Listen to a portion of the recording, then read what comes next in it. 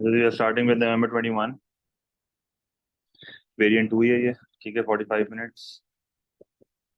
कोई तरीका है एमसीक्यू सही से देखना है, सारे ऑप्शंस को देखना है, जो गलत है वो गलत क्यों है वो भी पता होना चाहिए। इस लेवल पे जाके करोगे तो मार्क्स बढ़ेंगे। To help reduce the price of oil, तो ऑयल की प्राइस जो है वो बेसिकली मुझे क्या करनी है, कम करनी है। New supplies are needed. Obviously जब एक गुड की प्राइस आपको कम करनी है तो ये कह रहा है कि सप्लाई को बढ़ा देंगे। जब सप्लाई को बढ़ाएंगे तो मार्केट में सरप्लस होगा, सरप्लस होगा तो मार्केट की प्राइस क्या हो जाएगी, कम हो जाएगी। ठीक है। However, objectors oppose exploration of new sites because of the environmental damage it may cause. Environmental damage क्या होता है? Environmental damage is known as external cost. Why is this statement an example of the basic economic problem? अब ये basic economic problem की example क्यों है? Oil is a limited resource, बिल्कुल सही बात कर रहा है, क्योंकि ऑयल लैंड में आता है, फैक्टर ऑफ प्रोडक्शन है, तो obviously it is a limited resource. ठीक है। और बेसिक इकोनॉमिक प्रॉब्लम क्या होती थी आपको याद होनी चाहिए, अनलिमिटेड वांट्स, लिमिटेड रिसोर्सेज, ये बेसिक इकोनॉमिक प्रॉब्लम है। सही है, विच लीड्स टू स्कार्सिटी। और आपको ये भी पता होना चाहिए रिसोर्सेज का मतलब क्या होता है, फैक्टर्स ऑफ प्रोडक्शन। और फिर ये जो इसके बाद जो होता है ना, जैसे स्कार्सिटी होती है तो फिर आपको चॉइस करनी पड़ती है, और फिर चॉइस के बाद इकोनॉमिक्स का सबसे इंपॉर्टेंट कॉन्सेप्ट आ जाता है अपॉर्चुनिटी कॉस्ट वगैरह वगैरह, लंबी फिर होती है। ऑयल इज एक्सपेंसिव, ये कोई एक्सप्लेनेशन नहीं है। The exploration involve demand and supply, again ये कोई एक्सप्लेनेशन नहीं है। There are external cost involve in the production, ठीक है हम मानते हैं कि एक्सटर्नल कॉस्ट इन्वॉल्व हो रही है, पर इसका मतलब ये तो नहीं है ना कि ये कोई एग्जाम्पल है बेसिक इकोनॉमिक प्रॉब्लम की। बेसिक इकोनॉमिक प्रॉब्लम में ये तीन चीजें होती हैं, तो कोई एक चीज भी जिसमें आ गई तो वो स्टेटमेंट, अब जैसे ये कह रहा है लिमिटेड रिसोर्सेज, देखो ये वाली चीज आ गई, इसका मतलब it is an example of basic economic problem. तो वन का आंसर ये होगा, और तो ऑब्वियस गलत नहीं होना चाहिए। What is an opportunity cost? Question number two. What is an opportunity cost for a consumer spending money on a holiday? भाई जो पैसे हॉलीडे पे खर्च कर रहा है वो कहीं और कर सकता था। क्यों? क्योंकि अपॉर्चुनिटी कॉस्ट का कॉन्सेप्ट क्या होता है, नेक्स्ट बेस्ट ऑल्टरनेटिव फॉरगॉन। सही है, नेक्स्ट बेस्ट ऑल्टरनेटिव फॉरगॉन। तो what is an opportunity cost for a consumer spending money on a holiday? ये पैसे जो मैं छुट्टियों पे खर्च कर रहा हूँ ये मैं कहीं और भी कर सकता था।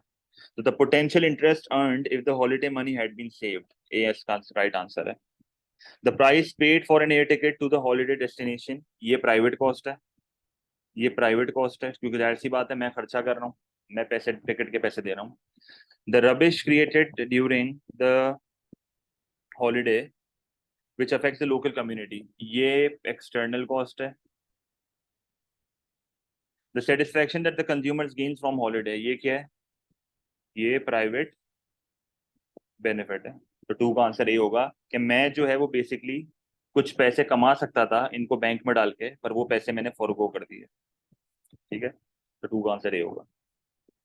अच्छा, फिर कह रहा है क्वेश्चन नंबर थ्री में, helium is a gas that is limited in supply. सही है, हीलियम एक गैस है जो कि लिमिटेड सप्लाई में, because it takes thousands of years to form. ठीक है, the US government holds 35% of the world supply of helium. अब यूएस गवर्नमेंट के पास 35% दुनिया की वर्ल्ड सप्लाई हीलियम की, ठीक है, हीलियम गैस की। अब जाहिर सी बात है जब गवर्नमेंट की बात हो रही है तो हमें ये चीज पता है कि ये लोग पब्लिक सेक्टर की बात कर रहे हैं। ठीक है, and has been selling it stocks. सही है। Helium is essential in medical scanners. It is also used for party balloons, which is a wasteful alternative use of a valuable good. तो ये किस चीज का कॉन्सेप्ट है, ये बेसिकली अपॉर्चुनिटी कॉस्ट का कॉन्सेप्ट है। ये किस चीज का कॉन्सेप्ट है, ये अपॉर्चुनिटी कॉस्ट का कॉन्सेप्ट है कि तुम हीलियम गैस जो है वो पार्टी बलून्स में इस्तेमाल कर रहे हो, तुम कहीं और भी तो कर सकते थे। सही है, तुम ये चीज कहीं और भी तो कर सकते थे। अब which two concepts apply to this statement, अब मुझे हर ऑप्शन देखना है और मुझे देखना है कि कौन से इकोनॉमिक कॉन्सेप्ट यहाँ पर मतलब बेसिकली मैच हो रहे हैं। अच्छा, पहली स्टेटमेंट ये कह रहा है demand and supply.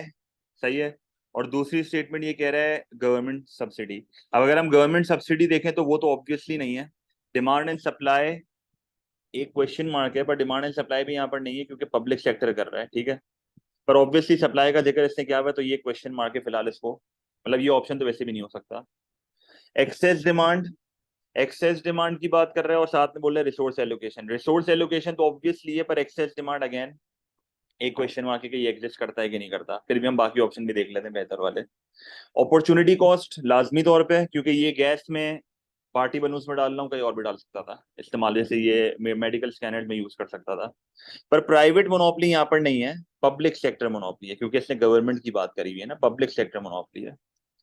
Public sector involve है बिल्कुल, फैक्टर्स ऑफ प्रोडक्शन भी इन्वॉल्व है बिल्कुल। तो कहने का मकसद क्या हुआ कि बेहतर आंसर अगर हम देखें तो यहाँ पर आपका डी बन रहा है, सही है।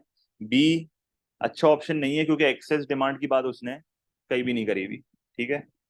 तो इसका आंसर जो है वो डी होना चाहिए कि पब्लिक सेक्टर भी इन्वॉल्व है और फैक्टर्स ऑफ प्रोडक्शन भी इन्वॉल्व है। तो क्वेश्चन नंबर 3 क्योंकि लिमिटेड सप्लाई की भी बात कर रहा है, सही है, लिमिटेड रिसोर्स वाली चीज आ गई इसमें, तो क्वेश्चन 3 का आंसर डी होगा। ये भी एक एमसीक्यू है जो कि अगेन बहुत सिंपल होते हैं, जिसमें अगेन वो इकोनॉमिक कॉन्सेप्ट्स, वही बात है ना बेटा, ये हीलियम वगैरह की जो बात कर रहा है, लिमिटेड सप्लाई की बात कर रहा है, ये रिसोर्स ही तो है, क्योंकि इस रिसोर्स से बाकी चीजें बंद नहीं है, ठीक है, फैक्टर ऑफ प्रोडक्शन ही है ये, सही है, बिल्कुल वही बात है ना, फैक्टर ऑफ प्रोडक्शन है ना ये, गैस है, नेचुरल रिसोर्स, लैंड का पार्ट है, बिल्कुल सही है, क्वेश्चन 3 का आंसर डी होगा। Question number 4, which combination of characteristics describes a public good. अच्छा पब्लिक गुड की मैंने नोटिस किया आप लोग इसके कंफ्यूज हो उसको लेके, तो मैं वापस थोड़ा इसके बारे में बता देता हूँ। देखो जब हम पब्लिक गुड की बात करते हैं ना, तो पब्लिक गुड की बहुत फिक्स एग्जांपल्स हैं, जैसे अगर स्ट्रीट लाइट्स की बात कर लूँ, या मैं डिफेंस की बात कर लूँ, या मैं उसके अलावा फ्लड डिफेंस की बात कर लूँ, या मैं लाइट हाउस की बात कर लूँ, ये सारी चीजें पब्लिक गुड हैं, ठीक है।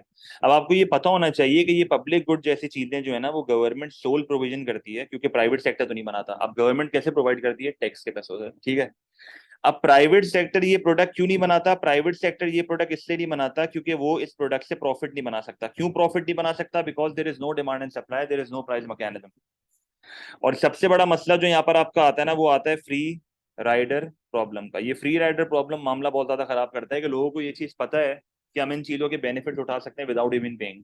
तो 3 फीचर्स यहाँ पर बहुत इंपॉर्टेंट आते हैं, अगर आपको याद हो। एक तो नॉन रेबल होता है, एक की कंजम्पशन दूसरे की अवेलेबिलिटी को कम नहीं करता। एक आता है नॉन एक्सक्लूडेबल। नॉन एक्सक्लूडेबल का मतलब क्या होता है कि अगर मैंने पैसे दे दिए तो मैं आपको एक्सक्लूड नहीं कर सकता कंजम्पशन से। जैसे फॉर एग्जांपल अगर मैं टैक्स पे करता हूँ और आप लोग टैक्स पे नहीं करते, तो इसका मतलब ये तो नहीं है ना कि आप लोग को स्ट्रीट लाइट डिफेंस या फ्लड डिफेंस का बेनिफिट नहीं मिलेगा। मैंने आपको पहले ही बोला था, one supplied for one it is supplied for everyone. Public good का ये सीन होता है, ठीक है। तो पब्लिक गुड के कौन से कैरेक्टरिस्टिक्स हैं, बेसिकली फीचर्स की बात कर रहा है ये। तो एक्सक्लूडेबल एंड नॉन राइवल, गलत। एक्सक्लूडेबल एंड राइवल ये कौन सा गुड होता है, ये प्राइवेट गुड होता है। Non excludable and non rival ये पब्लिक गुड होता है, बिल्कुल सही आंसर है ये, सही है। नॉन एक्सक्लूडेबल एंड राइवल ये भी नहीं होगा। तो क्वेश्चन 4 का आंसर सी है। अगेन बड़ा आसान एमसीक्यू था ये। Question number 5, what is an advantage of a market economy. Market economy वो होती है जहां पर आपको सिर्फ और सिर्फ कौन मिलेगा, प्राइवेट सेक्टर। मार्केट इकोनॉमी वो होती है जहां पर आपको सिर्फ और सिर्फ प्राइवेट सेक्टर मिलेगा। जब मैं प्राइवेट सेक्टर की बात करता हूं तो आपको ये भी पता होना चाहिए, यहाँ पर सारी गेम डिमांड एंड सप्लाई पे होती है। यहाँ पर सारी गेम जो है वो बेसिकली विदाउट गवर्नमेंट होती है, ठीक है। मिनिमम और नो गवर्नमेंट इंटरवेंशन आप यहाँ पर बोलते हो, minimum to no government intervention, सही है। अब तो पहला एडवांटेज मुझसे ये पूछ रहा है, पॉजिटिव पूछ रहा है, equilibrium market price clears the market. Equilibrium market price clears the market, तो यही इसका आंसर है, यही इसका एडवांटेज। इसकी वजह क्या है कि मार्केट इक्विलिब्रियम का सबसे बड़ा फायदा क्या होता है, मार्केट इक्विलिब्रियम का सबसे बड़ा फायदा होता है कि डिमांड एंड सप्लाई वहां पर इक्वल होती है। और ये एक ऐसी पोजीशन होती है जहां पर मार्केट में कोई बीमारी नहीं होती, ना शॉर्टेज होता है ना सरप्लस होता है, सही है। तो 5 का आंसर ए होगा। Producers and consumers have the same aim, दोनों का सेम एम बिल्कुल भी नहीं होता। प्रोड्यूसर का एम होता है प्रॉफिट का, कंज्यूमर का एम होता है सेटिस्फैक्शन का, दोनों के अपने बेनिफिट्स अलग अलग होते हैं।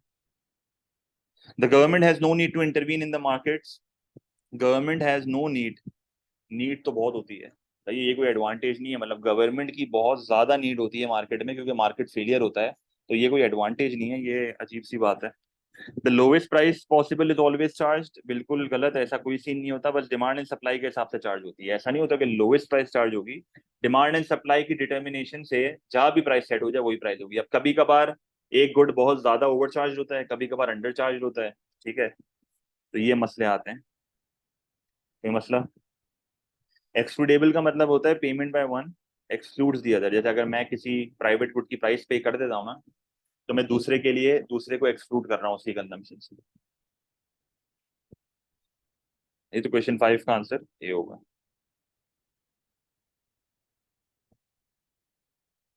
Question number 6, what is a macro economic aim of a government. अच्छा, macro economic aim of a government कौन सा है इसमें से?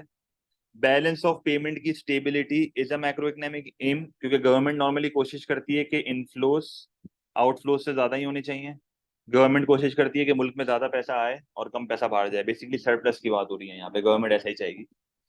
डिफ्लेशन गवर्नमेंट का कोई ऑब्जेक्टिव नहीं होता, गवर्नमेंट का ऑब्जेक्टिव होता है प्राइस स्टेबिलिटी। अगर आपको याद हो, प्राइस से रिलेटेड जब हम बात करते हैं तो गवर्नमेंट का ऑब्जेक्टिव होता है प्राइस स्टेबिलिटी। गवर्नमेंट चाहती है कि भाई 2 से 3% की इन्फ्लेशन होनी चाहिए, सही है, जो कि इकोनॉमी के लिए हेल्दी होती है। मतलब ये ऐसा सीन होता है कि मुल्क में प्राइस बढ़े, ऐसा नहीं है कि ना बढ़े, पर उस प्राइस के बढ़ने से जो मल्टीप्लायर इफेक्ट आएगा ना, उससे रियल जीडीपी बहुत ज्यादा बढ़े। तो गवर्नमेंट ऐसा सिचुएशन चाहती है। इनकम इनइक्वालिटी गवर्नमेंट कभी भी नहीं चाहेगी। गवर्नमेंट सिंपली चाहती है कि वो इनकम को क्या करे, रीडिस्ट्रीब्यूट करे, अमीर और गरीब में गैप कम करे। गवर्नमेंट अनएम्प्लॉयमेंट कभी भी नहीं चाहेगी, गवर्नमेंट हमेशा चाहती है फुल एम्प्लॉयमेंट। सही है, या तो आप फुल एम्प्लॉयमेंट बोलो या तो आप लो अनएम्प्लॉयमेंट बोलो। तो मैक्रो इकोनॉमिक गेम्स आपको अच्छे से याद होने चाहिए। मैक्रो इकोनॉमिक ऑब्जेक्टिव्स की बात कर रहे हैं ये। तो 6 का आंसर यहाँ पर ये होगा, जो कि अगेन बहुत सिंपल एमसीक्यू है। अच्छा, फिर ये कह रहा है an economy relies on potash. Question number 7, an economy relies on potash to make fertiliser, a new deposit of potash is discovered. क्या किस चीज पर इफेक्ट आएगा? अगर एक नई चीज डिस्कवर हो रही है, a new deposit of potash is discovered, तो पोटैश ज्यादा होगा। तो which diagram shows this change in the market for potash. अच्छा, तो पोटैश ज्यादा डिस्कवर हो रहा है, तो इसका मतलब ये हुआ कि पोटैश की सप्लाई क्या हो रही है, बढ़ रही है। और जब भी सप्लाई बढ़ती है तो सप्लाई किधर जाती है, सीधे हाथ की तरफ, राइटवर्ड। या तो राइटवर्ड बोलो, या तो इंक्रीज इन सप्लाई बोलो, या तो आउटवर्ड बोलो, या तो डाउनवर्ड बोलो। ये कोई भी वर्ड पेपर में यूज कर सकता है, राइटवर्ड, इंक्रीज, आउटवर्ड, डाउनवर्ड। अब ये डाउनवर्ड और अपवर्ड ना कंफ्यूज कर देता है हमेशा, तो ये ग्राफ बना के ही बंदा चेक कर ले। अब देखो, इस वाले में डिमांड शिफ्ट हो रहा है, इस वाले में भी डिमांड शिफ्ट हो रहा है, तो ये दोनों ऑप्शंस तो वैसे ही तुम हटा दो, ये दोनों ऑप्शन तो वैसे ही हटा दो। हमें क्या करना है, हमें सप्लाई को बढ़ा के दिखाना है। तो सप्लाई को बढ़ाएंगे तो अगर आप देखो ऑप्शन सी और डी में सप्लाई में चेंज आ रहा है। अब यहाँ पर अगर आप नोटिस करो तो सप्लाई कम हो रही है, और देखो अपवर्ड शिफ्ट आ रहा है, ऊपर की तरफ शिफ्ट आ रहा है। तो ये तो ऑप्शन नहीं हो सकता। ऑप्शन ये होगा कि देखो सप्लाई बढ़ रही है, नीचे की तरफ शिफ्ट आ रहा है। सही है, तो ये आंसर होगा डी। तो मसला, ये भी एक ऐसा एमसीक्यू जो कि गलत नहीं होना चाहिए, मतलब जो जिसमें हल्का सा भी डाउट ना हो ना, वो बिल्कुल ही आपको क्लियर सही से पढ़ के करने, ताकि बिल्कुल भी गलती ना हो। ठीक है, तो 7 का आंसर यहाँ पर डी होगा। अच्छा, question number 8, the table shows the quantity demanded at different prices for which fall in price is the demand price inelastic। तो प्राइस इनइलास्टिक की बात कर रहा है ना ये। अब इसने मुझे मल्टीपल ऑप्शन दिए हैं, तो ये किस तरीके से करना चाहिए मुझे बताओ जरा। दो तरीके हैं इसको करने के, एक वो तरीका है जो आपके 10-15 मिनट खा लेगा, एक वो तरीका है जो कि 2 मिनट में हो जाएगा। किस तरीके से करना चाहिए, और क्या दो तरीके हैं? पहला तरीका तो ये है कि बंदा पीईडी का फॉर्मूला लगाए, और पीईडी का फॉर्मूला लगा के सारे ऑप्शन को चेक करे, 6 से 5, फिर ये क्वांटिटी दी हुई है, परसेंटेज चेंजेस निकाले, पीईडी कैलकुलेट करे, फिर वापस 5 to 4 चेक करे, परसेंटेज चेंजेस निकाले, पीईडी चेक करे, फिर वापस 4 to 3 करे, परसेंटेज चेंज निकाले, पीईडी। मतलब बहुत ज्यादा लंबी है इसमें। तरीका क्या होता है, जब भी इस तरह का टेबल दिया हुआ और आपसे पूछे ना इलास्टिसिटी बता दो, तो एक बच्चे को क्या करना चाहिए यहाँ पे, जो मैं हमेशा बताता हूँ, आपको यहाँ पर यूज करना चाहिए टोटल रेवेन्यू टोटल एक्सपेंडिचर का formula. Total revenue total expenditure का फॉर्मूला क्या होता है, पी टाइम्स क्यू। सही है, तो आप क्या करोगे, आप प्राइस को क्वांटिटी से मल्टीप्लाई कर दो, आपके पास टोटल रेवेन्यू या एक्सपेंडिचर आ जाएगा। ठीक है, फिर आपको थोड़ा दिमाग लड़ाना है, और दिमाग लड़ाना है और आपको रिलेशनशिप्स याद करने हैं कि इलास्टिक एंड इलास्टिक वगैरह में रिलेशनशिप्स क्या होते हैं। तो मैं वो हल्का से रिवाइज करा देता हूँ आपको। जब मैं इलास्टिक की बात करता हूँ तो याद करो क्या बताया था। इलास्टिक के केस में एक प्रोड्यूसर जब प्राइस हल्की सी गिराता है तो क्वांटिटी बहुत ज्यादा से बढ़ जाती है, तो टोटल रेवेन्यू या एक्सपेंडिचर क्या होता है, बढ़ जाता है। तो प्राइस और रेवेन्यू का क्या रिलेशनशिप है, नेगेटिव। फिर आपका यहाँ पर एक केस आता है इनइलास्टिक का। इनइलास्टिक के केस में क्या होता है कि अगर एक प्रोड्यूसर अपनी प्राइस को ज्यादा से बढ़ा दे, तो क्वांटिटी उसकी कम से गिरेगी और टोटल रेवेन्यू और एक्सपेंडिचर क्या हो जाएगा, बढ़ जाएगा। तो यहाँ पर क्या रिलेशनशिप होता है, पॉजिटिव।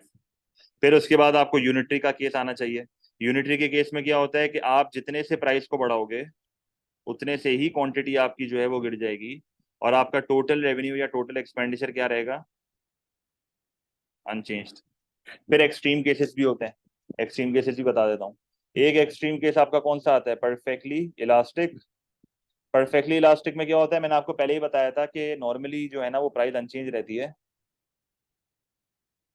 और नॉर्मली आपको क्वांटिटी बढ़ा के पैसा कमाना होता है, ठीक है। तो आप क्वांटिटी बढ़ा के जो है वो क्या करते हो, पैसा बनाते हो। तो टोटल रेवेन्यू, टोटल एक्सपेंडिचर फिर आपका बढ़ जाता है जब क्वांटिटी बढ़ती है। तो ये पॉजिटिव रिलेशनशिप होता है बिटवीन क्वांटिटी एंड रेवेन्यू। और फिर आपका लास्ट केस आता है परफेक्टली इन इलास्टिक का। परफेक्टली इन इलास्टिक में क्या होता है कि तुम प्राइस को बढ़ाओ, तुम्हारी क्वांटिटी क्या रहेगी, अनचेंज्ड, और आपका रेवेन्यू या एक्सपेंडिचर बढ़ जाएगा। तो यहाँ पर भी जो है वो बेसिकली क्या रिलेशनशिप होता है between price and revenue, positive. अब मसला बताऊं क्या आता है, जो दो कंफ्यूजन मैंने जो कॉमनली देखी है बच्चों में, वो कंफ्यूजन होती है इसमें इनइलास्टिक में और इलास्टिक में, परफेक्टली इनइलास्टिक में। मतलब यहाँ पर भी प्राइस और रेवेन्यू का पॉजिटिव रिलेशनशिप है, यहाँ पर भी प्राइस और रेवेन्यू का पॉजिटिव रिलेशनशिप है। अब फर्क किस चीज का है, दोनों में जो फर्क मेन आ जाता है ना वो क्वांटिटी के चेंज का आता है। देखो यहाँ पर क्वांटिटी हल्की सी चेंज होती है, पर यहाँ पर क्वांटिटी चेंज नहीं होती, बस ये तुम्हें याद रखना है। मतलब इनइलास्टिक के केस में हल्की सी क्वांटिटी चेंज हो जाती है, स्मॉलर परसेंटेज का चेंज आ जाता है, पर परफेक्टली इनइलास्टिक में क्वांटिटी रिमेन्स अनचेंज्ड, ठीक है। अब यहाँ पर हमने इतनी लंबी कर दी, जरूरत तो खैर कुछ भी नहीं थी, मैंने खाली रिवाइज कराने के लिए आपको बताया है। ये सवाल तो बहुत सिंपल है, ये तो एक ऐसा एमसीक्यू जो कि 1 मिनट में हो सकता है, फॉर्मूले से अगर आप ना करो, फॉर्मूले से नहीं करना है ये। प्राइस और क्वांटिटी को मल्टीप्लाई करा, तो आपने क्या करा, सारी क्वांटिटीज, प्राइस और क्वांटिटीज को मल्टीप्लाई करेंगे और सारे रेवेन्यू एक्सपेंडिचर निकाल लेंगे ना। तो 6 को जब 3 से मल्टीप्लाई करोगे, तो 6 को जब 3 से मल्टीप्लाई करोगे तो 18 आएगा। 5 को आप 4 से मल्टीप्लाई करोगे तो आपके पास क्या आएगा, 20। 4 को 5 से करोगे तो वापस 20 आएगा। 3 मल्टीप्लाई बाय 7 इज 21, और 2 मल्टीप्लाई बाय 9 इज 18। अब आपको बताऊं क्या करना है, सारे ऑप्शंस को देखना है, सारे ऑप्शंस को देखना है। जैसे एक एक करके ऑप्शन देखते हैं। देखो पहला ऑप्शन क्या है, 6 to 5। जब मैं प्राइस को कम कर रहा हूँ तो रेवेन्यू क्या हो रहा है, बढ़ रहा है। जब मैं प्राइस को कम कर रहा हूं तो रेवेन्यू क्या हो रहा है, बढ़ रहा है। तो ये वाला जो सिनेरियो है ना, ये नेगेटिव रिलेशनशिप है, तो ये इलास्टिक है। ये वाला सिनेरियो कौन सा है, इलास्टिक डिमांड का, ठीक है। फिर इसके बाद दूसरा ऑप्शन, फ्रॉम 5 to 4। जब मैं प्राइस को 5 to 4 लेके जा रहा हूं तो रेवेन्यू क्या हो रहा है, अनचेंज्ड। जब मैं प्राइस को 5 to 4 लेके जा रहा हूं तो रेवेन्यू क्या है, अनचेंज। तो इस केस में फिर क्या होगी डिमांड, यूनिटरी। अब एक और देख लेते हैं, फ्रॉम 4 to 3। जब तुम प्राइस को 4 to 3 लेके जा रहे हो तो रेवेन्यू क्या हो रहा है, बढ़ रहा है। तो वापस वही बात हो गई, ये इलास्टिक वाला सीन है वापस से। तो अब ऑप्शन हमारे पास वैसे डी बचा, तो डी ही आंसर होगा यहाँ पे। चेक भी कर लेते हैं। जब आप प्राइस को 3 से 2 लेके जाओगे तो देख लो रेवेन्यू कम हो रहा है, प्राइस भी कम हो रही है, रेवेन्यू भी कम हो रहा है, तो पॉजिटिव रिलेशनशिप। तो देखो ये इनइलास्टिक हो गया। तो फिर क्वेश्चन नंबर 8 का आंसर क्या होगा, डी होगा। समझ आया, तरीका समझ आया किस तरह करा है, रिलेशनशिप से करा है। एक बार देख लो उसको।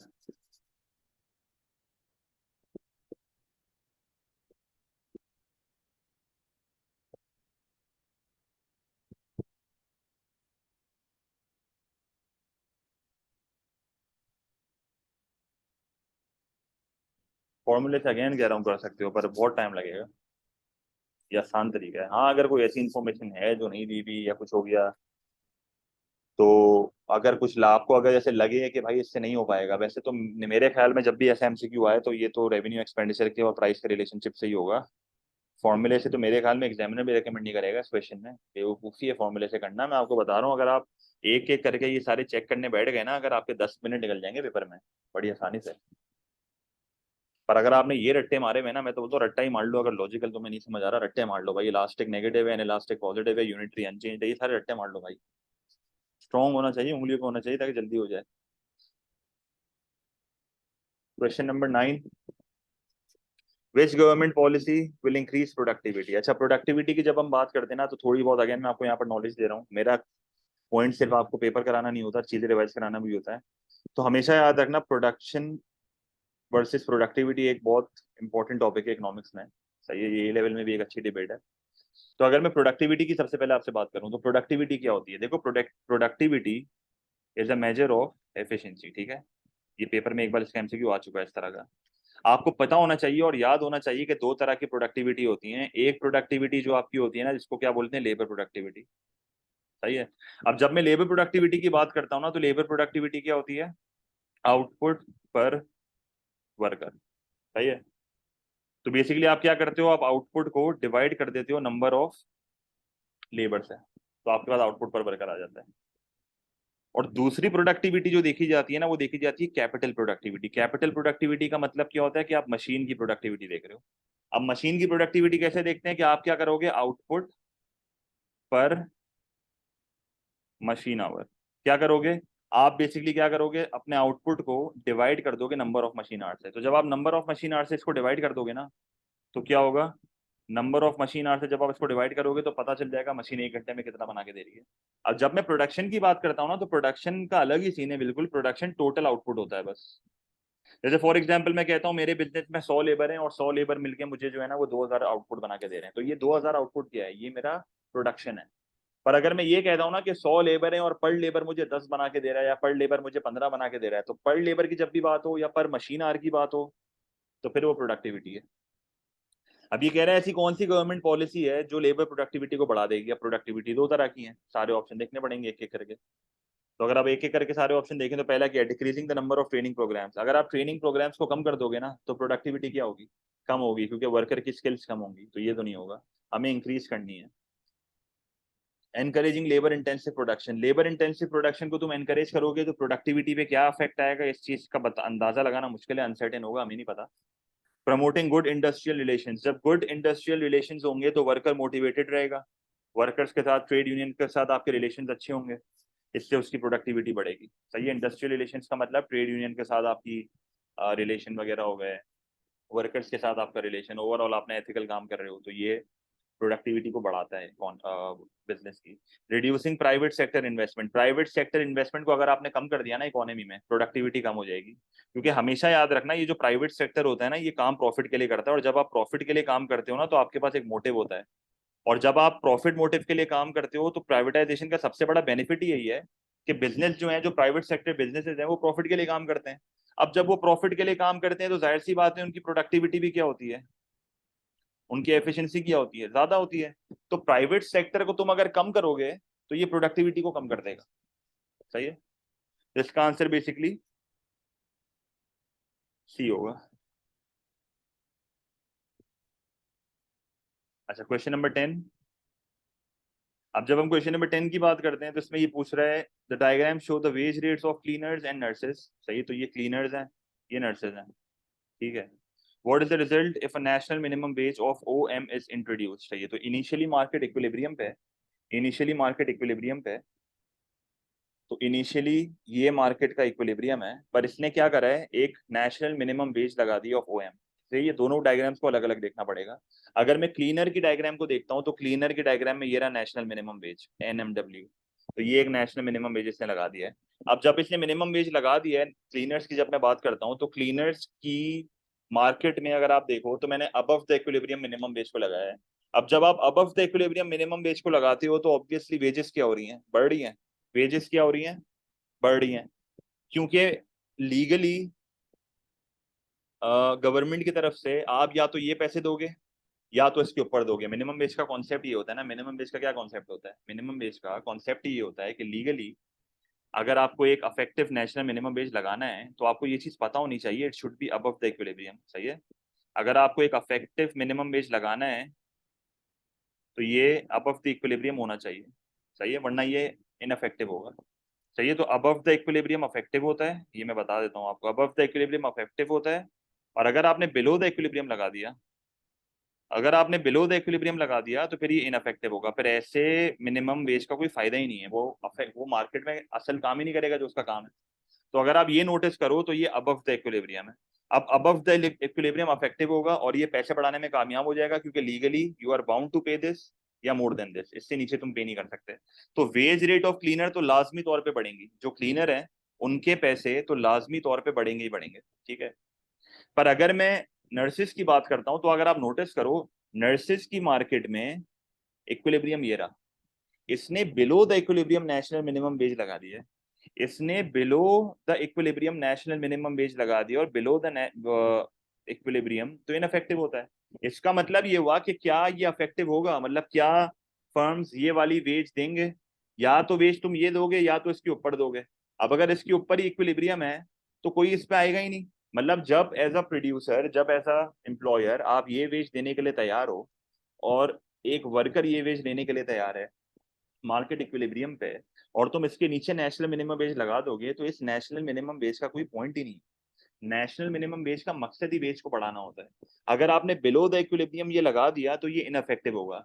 मैक्सिमम प्राइस मिनिमम प्राइस का भी यही होता है। अगर आपने मैक्सिमम प्राइस और मिनिमम प्राइस या मिनिमम वेज इनफेक्टिव लगाया तो मार्केट में कोई भी चेंज नहीं होगा, बस ये चीज याद रख लो।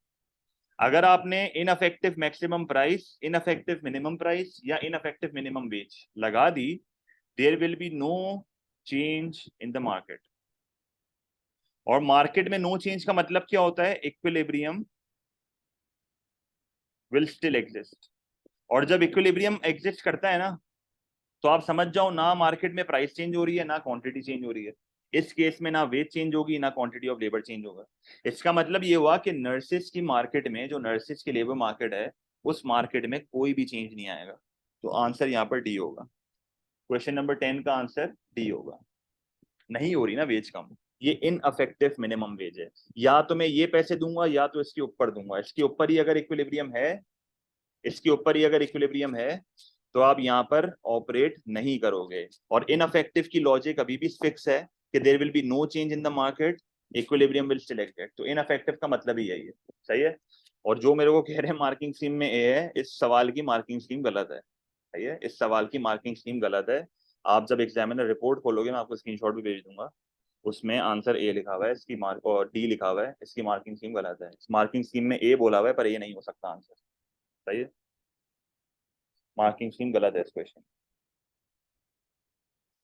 डी आंसर होगा, ए हो ही नहीं सकता।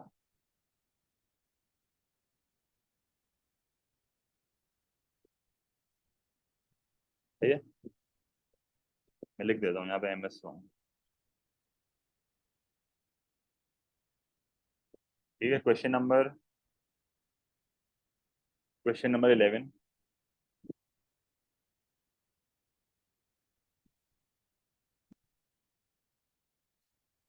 होती है भाई, MS भी खराब होती है। Question number 11, which result of increased specialization in a firm is an advantage for the firm but a disadvantage for some of the workers in the firm? अब जरा गौर से सुनना, ये भी एक बहुत रिपीटेड MCQ है। Which result of increased specialization, specialization का मतलब आपको पता है, जब आप एक चीज के ऊपर फोकस करते हो, in a firm is an advantage for the firm but a disadvantage for some workers in the firm। और इसका आंसर ही ए है। कह रहा है स्पेशलाइजेशन का एडवांटेज फर्म को हो रहा है पर वर्कर्स को नुकसान हो रहा है। ये ऑप्शन ए में होगा, ग्रेटर मैकेनाइजेशन। ग्रेटर मैकेनाइजेशन का मतलब ये होता है when you use more of capital. Greater mechanisation का मतलब होता है when you use more of capital, when you use more machines, जिसकी वजह से यू मेक लेबर रिडंडेंट। सही है, आप लेबर को रिडंडेंट कर देते हो क्योंकि उसकी जरूरत नहीं होती, उसको निकाल देते हो। तो ये वर्कर के लिए डिसएडवांटेज नहीं होगा, वर्कर के लिए नेगेटिव पॉइंट चाहिए। Higher labour productivity is an advantage for the worker, उसको ज्यादा पैसे मिल जाएंगे। Higher skills level is an advantage for the worker, उसको ज्यादा पैसे मिल जाएंगे। Longer training times is an advantage for the worker, क्योंकि उसकी स्किल्स जो है वो बढ़ जाएंगी। तो 11 का आंसर ए होगा। सही है, ग्रेटर मैकेनाइजेशन का मतलब है मशीन का ज्यादा इस्तेमाल हो रहा है और लेबर को रिडंडेंट किया जा रहा है, और लेबर को रिडंडेंट करेंगे तो ये वर्कर्स के लिए डिसएडवांटेज है। ठीक है, क्वेश्चन नंबर 12। अच्छा, ये एक MCQ है जो कि मेरा मानना है डिसएडवांटेज नहीं है। ट्रेनिंग उनके लिए फायदे के लिए हो रही है ना, ट्रेनिंग उनके फायदे के लिए, और वो फर्म के लिए एडवांटेज नहीं होगा। फिर आप ये भी कह सकते हो, देखो वर्कर्स के लिए अनसर्टेन है पर फर्म के लिए मैं कहूँगा कि डेफिनेटली डिसएडवांटेज है। सही है, पर फर्म्स वर्कर्स के लिए अनसर्टेन है। अगर मैं इस क्वेश्चन में वापस आऊँ ना, लॉन्गर ट्रेनिंग टाइम्स फर्म के लिए तो डिसएडवांटेज है, क्योंकि जाहिर सी बात है वर्कर ट्रेनिंग करेगा तो काम नहीं करेगा। पर वर्कर के लिए ये डिसएडवांटेज कहना थोड़ी सी अजीब सी बात हो जाएगी, क्योंकि उसका फायदा हो रहा है, इसमें स्किल्स बढ़ रही है उसकी। ठीक है। अच्छा, अगर मैं 12 की बात करता हूँ ना, तो 12 जो MCQ है मुझे अच्छे से याद है। इस MCQ का मसला ये है कि इसमें एक A लेवल की चीज़ है। सही है, तो अगर आप इसको एक बार में सही से सुन लोगे ना तो मेरे लिए आसान हो जाएगा समझाना। अब जरा ध्यान देना, मैं आपको इसके पीछे पूरी लॉजिक दूंगा, क्योंकि अगेन ये आ सकता है पेपर में। ये पहली बार ऐसा MCQ आया था। अब जरा गौर से सुनना। देखो, जब हम सब्सिडी की बात करते हैं, मैं पूरा भी MCQ देख नहीं रहा हूँ, मैं खाली आपको एक जनरल एक चीज सिखा रहा हूँ, पहले ये देख लो जरा। अगर मैं कहता हूँ कि ये एक मैं मार्केट का ग्राफ आपके सामने बना रहा हूँ, देखो इसमें बहुत कुछ सीखोगे, बस जरा गौर से सुनना। ये प्राइस है, ये क्वांटिटी ट्रेडेड है, ठीक है। मैंने आपके सामने एक बेसिकली डिमांड एंड सप्लाई का डायग्राम बना दिया। ये इक्विलिब्रियम प्राइस आ गई, ये इक्विलिब्रियम क्वांटिटी आ गई, सही है। तो ये सप्लाई है, ये डिमांड है, ये इक्विलिब्रियम है, ये प्राइस है, ये क्वांटिटी, ठीक है। अच्छा, फिर उसके बाद क्या हुआ, मैंने लेट से बोला कि मार्केट में सब्सिडी दे दी, ठीक है। लेट से मैं कहता हूँ कि मार्केट में सब्सिडी है, ठीक है, मार्केट में सब्सिडी है। अब जब मैं सब्सिडी की बात करता हूँ तो आपको ये चीज याद होनी चाहिए, जब मैं सब्सिडी की बात करता हूँ तो आपको ये चीज याद होनी चाहिए कि ये ग्रांट या कैश पेमेंट होती है, ये ग्रांट या कैश पेमेंट होती है जो कि गवर्नमेंट देती है। और गवर्नमेंट ये किसको देती है, ये प्रोड्यूसर को देती है इस केस में, क्योंकि product supplied by a firm लिखा हुआ है ना इसमें। The diagram shows the imposition, imposition का मतलब दी जा रही है, बाय अ फर्म प्रोविजन की जा रही है। अब जब सब्सिडी देंगे तो जाहिर सी बात है उसकी कॉस्ट ऑफ प्रोडक्शन कम होगी, जिसकी वजह से वो पहले के मुकाबले में सप्लाई को क्या करेगा, बढ़ा देगा। तो मैं क्या करूंगा, मैं भी यही करूंगा कि मैं इस ग्राफ में सप्लाई को जो है वो बढ़ा दूंगा। तो मैंने सप्लाई को राइटवर्ड शिफ्ट करा, सप्लाई राइटवर्ड शिफ्ट हुआ तो मार्केट में सरप्लस हुआ, सरप्लस की वजह से प्राइस जो है वो कम हो गई, सरप्लस की वजह से प्राइस कम हो गई और क्वांटिटी जो है वो बढ़ गई। तो ये प्राइस जो है वो कम हो गई, क्वांटिटी जो है वो बढ़ गई, इक्विलिब्रियम ई से ई बना गया, ठीक है। तो करंट सिनेरियो जो है वो यहाँ पर आपका यही आ रहा है बेसिक, ठीक है। अब जो है ना बेसिकली यहाँ पर आपको एक चीज समझानी है मुझे, और वो ये समझानी है कि पर यूनिट आइडेंटिफाई कैसे करते हैं, पर यूनिट सब्सिडी को आइडेंटिफाई कैसे करते हैं। अब जब मैं पर यूनिट सब्सिडी की आइडेंटिफिकेशन की बात करता हूँ ना, तो आपको ये करना पड़ेगा, जब हम पर यूनिट सब्सिडी की बात करते हैं तो मैं उस पर यूनिट सब्सिडी को आइडेंटिफाई कैसे करूंगा। देखो आप इस चीज को समझो, पर यूनिट सब्सिडी को आइडेंटिफाई करने का तरीका क्या होता है। मैं एक सिंपल सी चीज आपको यहाँ पर बता रहा हूँ, vertical distance between two supply curves, सही है।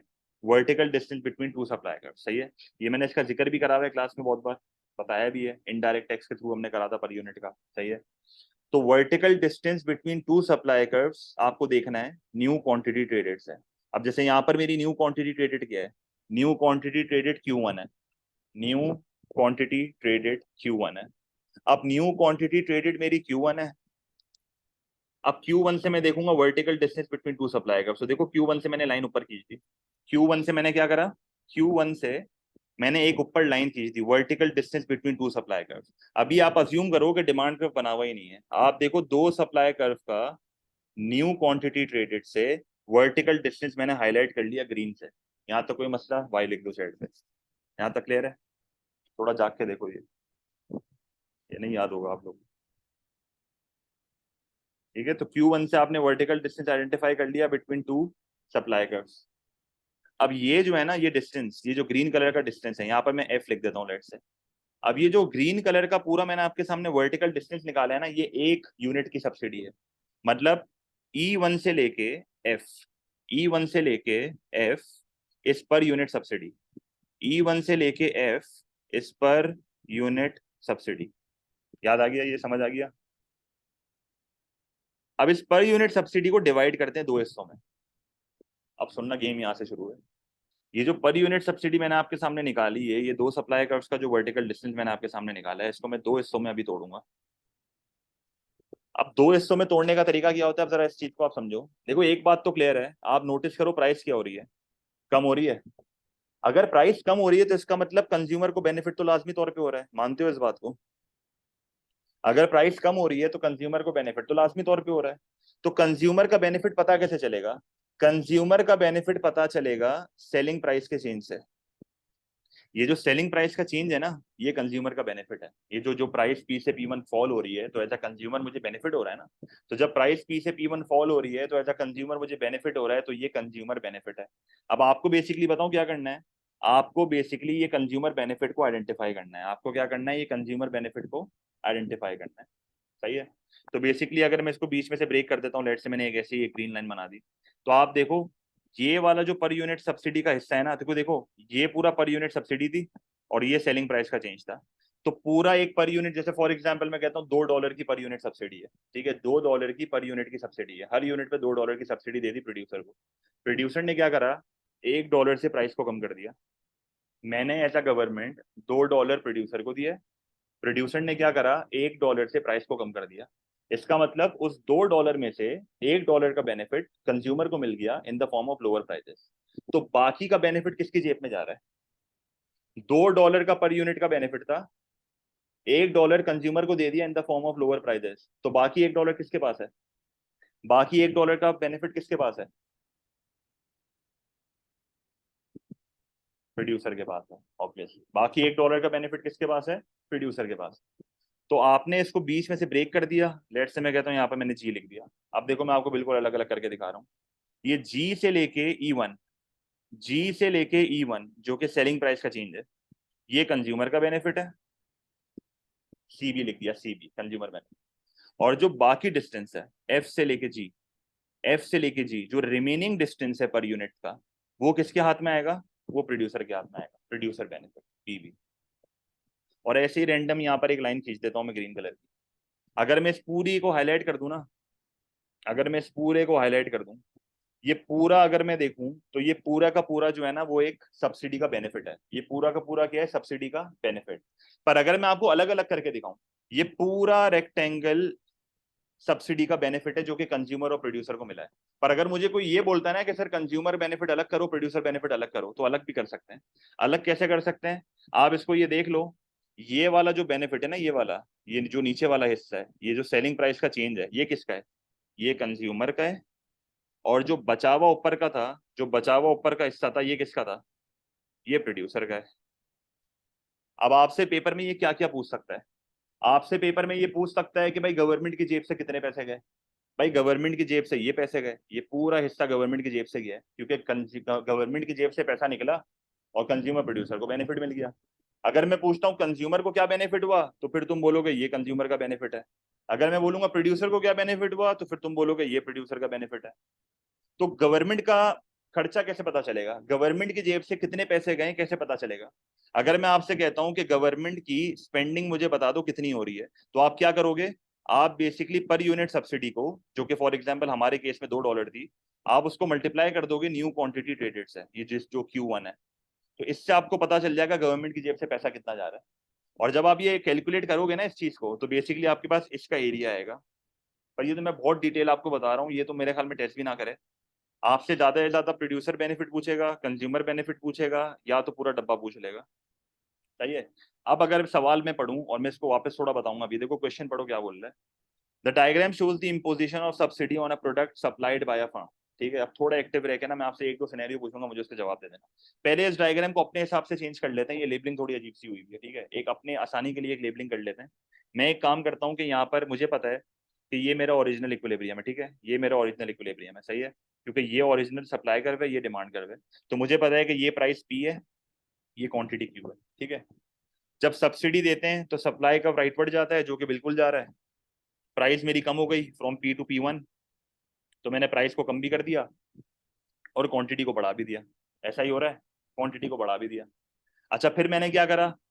फिर मैंने जो है वो एक चीज करी कि मैंने न्यू क्वांटिटी ट्रेडेड से दोनों सप्लाई कर्व का वर्टिकल डिस्टेंस देखा, और दोनों सप्लाई कर्व के वर्टिकल डिस्टेंस को देख के मैंने जो है वो सब्सिडी का पूरा एरिया आइडेंटिफाई कर लिया। ये सब्सिडी का पूरा एरिया है, ये सब्सिडी का पूरा एरिया है। और इसको मैंने अभी से हाईलाइट कर लिया, इसको मैंने अभी से हाईलाइट कर लिया कि भाई ये पूरा सब्सिडी का एरिया है। और इस एरिया में कंज्यूमर भी छुपा हुआ है और प्रोड्यूसर भी छुपा हुआ है। इस एरिया में कंज्यूमर भी छुपा हुआ है और प्रोड्यूसर भी छुपा हुआ है।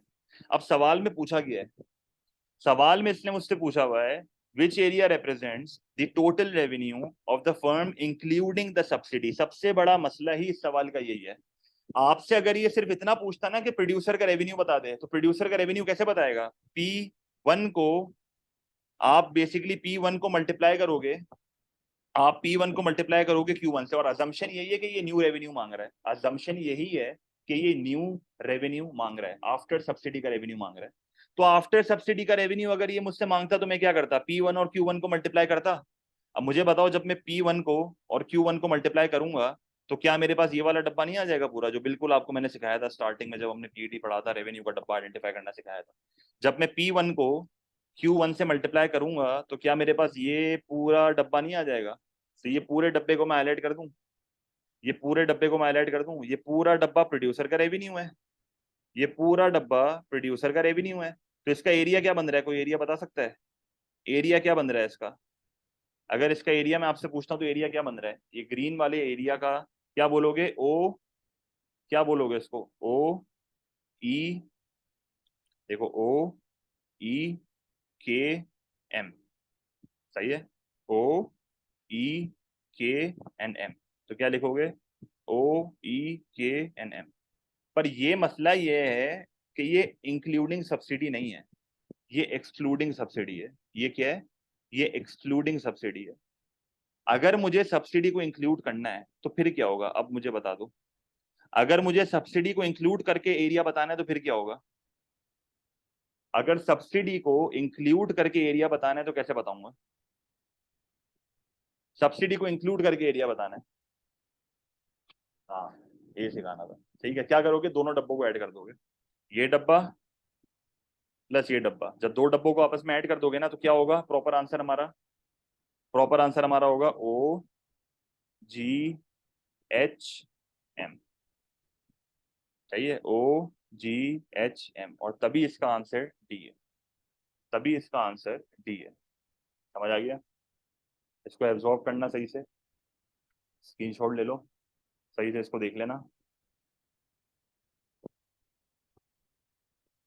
सही है, तो मेरा अगेन पॉइंट आपको सिर्फ सही आंसर बताना नहीं था, पीछे का पूरा कॉन्सेप्ट सिखाना था कि अगर पेपर में कुछ भी आ जाए तो आप कर लो। सही है,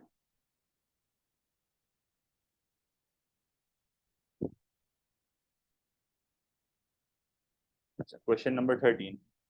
13 में ये कह रहा है the diagram shows the total cost curve for a firm.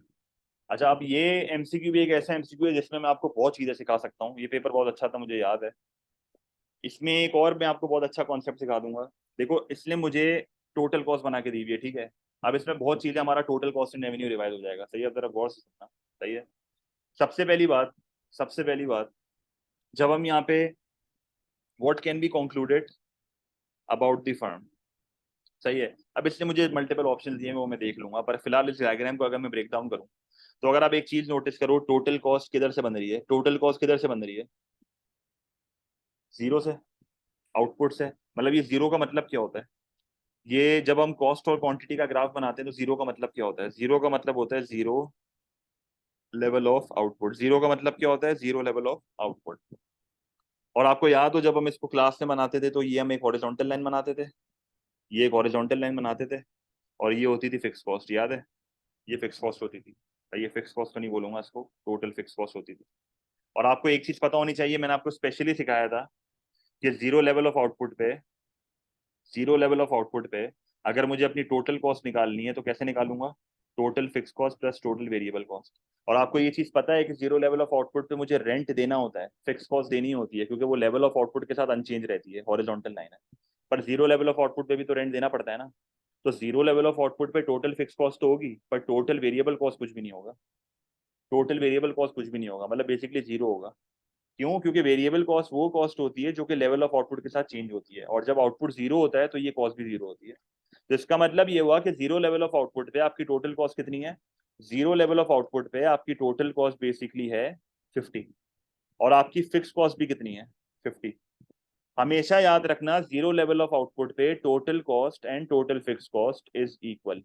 Zero level of output पे total cost and total fixed cost is equal, ये दोनों इक्वल होती हैं जीरो लेवल ऑफ आउटपुट पे। और यही वजह होती है कि टोटल कॉस्ट जीरो से शुरू होती है, यही वजह होती है कि टोटल कॉस्ट स्टार्ट ही इधर से होती है, मतलब बल्कि वाई एक्सेस को टच करके बेसिकली होती है। और वेरिएबल कॉस्ट अगर आपको याद हो तो बिल्कुल एग्जैक्टली ये ऐसे बनती थी, पैरेलल बनती थी, क्योंकि इन दोनों का जो वर्टिकल डिस्टेंस होता था वो फिक्स कॉस्ट होता था, याद है, पैरेलल बनती थी। सही है, अब एक एक करके ऑप्शन देखते हैं इसने क्या बोला हुआ है। It has no fix cost, क्या सच बात है ये, ऐसा कैसे हो सकता है, it has no fix cost. अगर फिक्स कॉस्ट नहीं होती, अगर फिक्स कॉस्ट नहीं होती, अगर फिक्स कॉस्ट नहीं होती ना तो आपकी टोटल कॉस्ट बताऊं कैसे बनती, जरा गौर से देखना। अगर फिक्स कॉस्ट नहीं होती तो टोटल कॉस्ट कैसे बनती, टोटल कॉस्ट आपकी ऐसे बनती। अब आप बोलोगे सर ये ओरिजिन से क्यों बनाई है, यही सवाल आ रहा होगा दिमाग में। ये ओरिजिन से मैंने इसलिए बनाई है क्योंकि ये टोटल कॉस्ट होती है लॉन्ग रन में। आपको याद होगा मैंने आपको फर्क समझाया था between short run and long run, याद है। शॉर्ट रन वो टाइम पीरियड होता है जहां पर फैक्टर्स ऑफ प्रोडक्शन फिक्स्ड होते हैं एक्सेप्ट वन, तो fixed cost only exist in the short run. Long run में फिक्स कॉस्ट एग्जिस्ट ही नहीं करती, लॉन्ग रन में फिक्स कॉस्ट जीरो होती है। लॉन्ग रन में तुम्हारे फैक्टर्स ऑफ प्रोडक्शन वेरिएबल हो जाते हैं, तो आपकी total fixed cost long run में एग्जिस्ट नहीं करती। तो लॉन्ग रन में आपकी total cost equals two variable cost होती है। लॉन्ग रन में आपकी total cost equals two variable cost होती है। तो अगर ये क्वेश्चन में मुझे टोटल कॉस्ट ऐसे बना के दे देता ना, तो फिर मैं कहता हाँ चलो ठीक है, it has no fix cost. पर यहाँ पर ऐसा नहीं है, टोटल कॉस्ट यहाँ से शुरू हो रही है, तो फिर ये आंसर तो नहीं हो सकता। It has no variable cost, भाई वेरिएबल कॉस्ट तो है। अगर वेरिएबल कॉस्ट नहीं होती है, लेट्स से मैं कहता हूं बिजनेस में वेरिएबल कॉस्ट ही नहीं है। अगर एक बिजनेस में वेरिएबल कॉस्ट नहीं होती तो फिर टोटल कॉस्ट कैसी बनेगी? अगर एक बिजनेस में वेरिएबल कॉस्ट नहीं है तो टोटल कॉस्ट कैसी बनेगी? अगेन एक सिंपल सा सवाल है ये।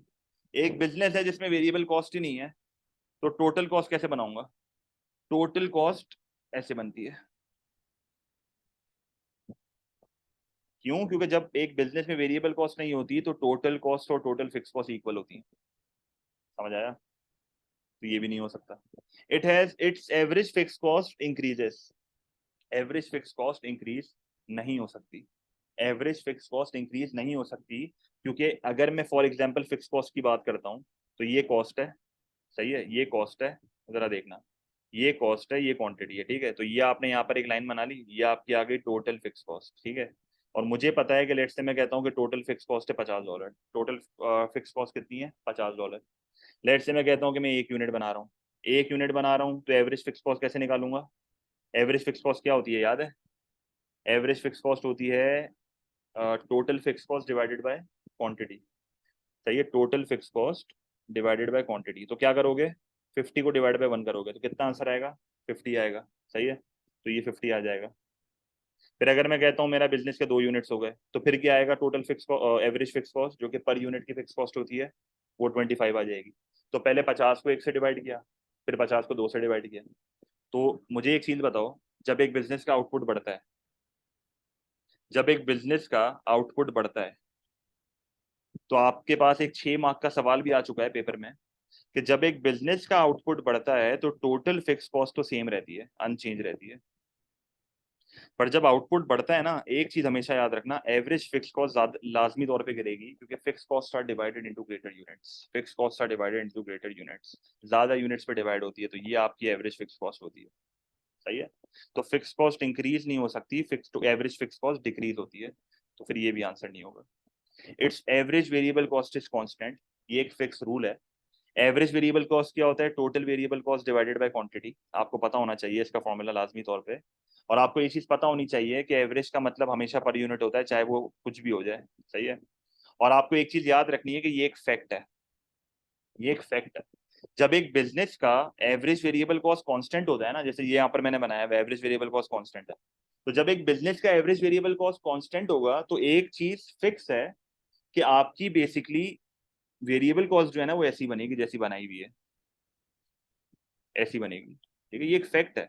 आपकी अगर बिजनेस की एवरेज वेरिएबल कॉस्ट कांस्टेंट है, तो कांस्टेंट एवरेज वेरिएबल कॉस्ट के केस में वेरिएबल कॉस्ट ऐसे बनती है। क्लियर है ये मसला? बिल्कुल ऐसा ही है।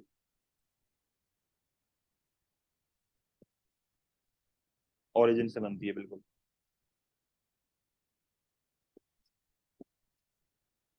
ठीक है, तो इसका आंसर भी डी होगा। अगेन मैं कह रहा हूँ, इसी एक एमसीक्यू से 6-7 एमसीक्यू कवर होगा, क्योंकि ये यही घुमा फिरा के पूछता है, ये सारी चीजें आपके टेस्ट करेगा लाजमी। ये फिक्स है, वेरिएंट में कर भी चुका है बहुत बार, और आईजीसीएसई के पेपर में बहुत बार कर चुका है। जो बातें मैंने आपको आधी यहाँ पर बताई हैं, ठीक है। तो अब थोड़ी मैं स्पीड बढ़ा रहा हूँ, अब मेरे ख्याल में आगे नॉर्मल एमसीक्यू दिए हैं, अब थोड़ा ध्यान देना। तो इसका 13 का आंसर आपका डी है। सही है, अब जरा गौर से सुनना, ये अब बेसिक एमसीक्यू है थोड़े। The table shows the average total cost. Average total cost आपको पता है क्या होती है? Total cost divided by total cost divided by quantity, ऐसा ही है, over a range of output. What happens after 4 units are produce? तो 4 यूनिट्स के बाद देखते हैं खाली, जब 4 यूनिट्स बन रहे हैं, आफ्टर 4 यूनिट्स जब आप यूनिट्स को बढ़ा रहे हो, तो एवरेज टोटल कॉस्ट बढ़ रही है। The firm experiences management problems, A is the right answer. क्यों? आउटपुट के बढ़ने से, जब बिजनेस की एवरेज टोटल कॉस्ट बढ़ना शुरू हो जाए, तो इसका मतलब the business has become too large. और इसको क्या कहते थे, याद है? इसको क्या कहते थे, याद है? This economies of scale. सही है। The firm gains the benefits of merging with another firm, ये इकोनॉमीज ऑफ स्केल है। और इसमें तो एवरेज टोटल कॉस्ट कम होनी चाहिए। The firm pays lower interest rate to banks, ये कौन से इकोनॉमीज है? ये फाइनेंशियल इकोनॉमीज ऑफ स्केल है। जब आपको लो इंटरेस्ट रेट पे लोन्स मिल जाते हैं तो आपकी एवरेज टोटल कॉस्ट कम हो जाती है। मतलब ये perks of being a large firm होते हैं, benefits of being a large firm या operating at a larger scale. The firm receive significant discount from bulk buying, ये कौन से इकोनॉमीज ऑफ स्केल होते हैं? ये होते हैं परचेजिंग इकोनॉमीज ऑफ स्केल, जिसमें अगेन आपकी एवरेज टोटल कॉस्ट जो है वो कम होती है। सही है, तो इसका आंसर होगा ए। ना बी हो सकता है, ना सी हो सकता है, ना डी हो सकता है। क्लियर है? तो 14 का answer will be A. Question number 15, two car manufacturers agree to merge, दो कार मैन्युफैक्चरर आपस में मर्ज हो रहे हैं। तो अगर आप एक चीज नोटिस करो ना, तो बहुत बड़ी हिंट इसने दी हुई है। सेम स्टेज ऑफ प्रोडक्शन है और सेम इंडस्ट्री है। सेम स्टेट ऑफ प्रोडक्शन है और सेम इंडस्ट्री है। कौन सी इंटीग्रेशन होती है, याद है? कौन सी इंटीग्रेशन होती है? ये हॉरिजॉन्टल इंटीग्रेशन होती है। हॉरिजॉन्टल इंटीग्रेशन कहते हैं इसको। सही है। इंटीग्रेशन का मतलब होता है एक फर्म या तो मर्ज हो रही है, देखो दो मतलब होते हैं। इंटीग्रेशन का दो मतलब है, या तो इसने यहाँ पर मर्ज लिखा हुआ है, पर इसको कभी कभार टेक ओवर से भी यूज होता है वर्ड ये। सही है। और मोटिव होता है to be a large firm, economies of scale and diseconomies of scale का बेनिफिट उठाने के लिए करते हैं। ठीक है। तो which outcome would be a disadvantage for customers? तो कस्टमर्स के लिए डिसएडवांटेज क्या होगा? Increase capital for research and development, ये कस्टमर के लिए एडवांटेज है, क्योंकि जाहिर सी बात है कस्टमर को अच्छा प्रोडक्ट मिलेगा। Lower average cost through economies of scale, भाई ये तो अच्छी बात है। एवरेज टोटल कॉस्ट अगर कम होगी तो पॉसिबली फर्म के लिए, कंज्यूमर के लिए प्राइस भी कम हो जाएगी। Reduce range of vehicles produced, ये एक कंज्यूमर के लिए नुकसान है। कंज्यूमर के लिए नुकसान क्यों है? क्योंकि कंज्यूमर की चॉइसेस क्या हो जाएंगी? कम। जब कंज्यूमर की चॉइसेस कम हो जाएंगी तो उसका स्टैंडर्ड ऑफ लिविंग क्या होगा? कम हो जाएगा, तो ये डिसएडवांटेज है। Use a wider range of marketing information, ये एक एडवांटेज है, पर ये एडवांटेज टू अ फर्म है। ये एक एडवांटेज है बट टू अ फर्म है, पर कंज्यूमर के लिए डिसएडवांटेज भी नहीं है। फर्म के लिए एडवांटेज है पर कंज्यूमर के लिए डिसएडवांटेज भी नहीं है। Question number 16, an economy recorded a second month of deflation. ठीक है, तो सेकंड मंथ ऑफ डिफ्लेशन है तो क्या हो गया उसमें? प्राइस लेवल फॉल हो रहा है। सही है। डिफ्लेशन का मतलब होता है negative inflation, a fall in general price level over a period of time. ठीक है। तो नेगेटिव इन्फ्लेशन है, आपको पता है कि ये वो सिनेरियो होता है जिसमें आपका परसेंटेज नेगेटिव हो जाता है। ऐसा ही है, जैसे फॉर एग्जांपल -5%, इसका मतलब प्राइस गिर रही है 5% से। ठीक है। What does this mean? It was facing a recession. अच्छा, मेजॉरिटी बच्चे अगर मैं आपको बताऊं ना, ऑप्शन ए सेलेक्ट कर लेते हैं। पर ये रिसेशन है, there is a difference between recession and deflation, भाई कंफ्यूज नहीं होना।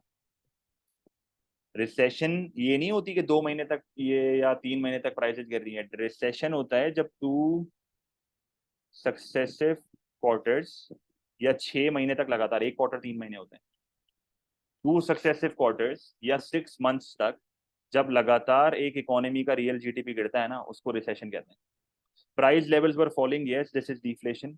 Total demand was rising, total demand जब राइज होगी ना तो इससे तो प्राइस लेवल बढ़ेगी, तो ये तो फिर इन्फ्लेशन हुआ। Unemployment was falling, unemployment fall होने का मतलब ये होता है कि इकोनॉमी में एग्रीगेट डिमांड गिर रहा है, इकोनॉमी में प्रोडक्शन गिर रही है, डिमांड फॉर लेबर कम हो रहा है और अनएम्प्लॉयमेंट बढ़ रही है। सही है। या तो एग्रीगेट सप्लाई के कम होने की वजह से भी आती है। ठीक है, या तो एग्रीगेट सप्लाई के कम होने की वजह से भी आती है, जो कि नॉर्मली कॉस्ट पुश इन्फ्लेशन के दौरान होती है।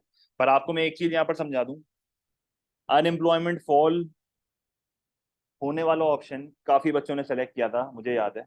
डिफ्लेशन के टाइम अनएम्प्लॉयमेंट होती है, पर कौन सी डिफ्लेशन है, ये भी तो क्वेश्चन मार्क है।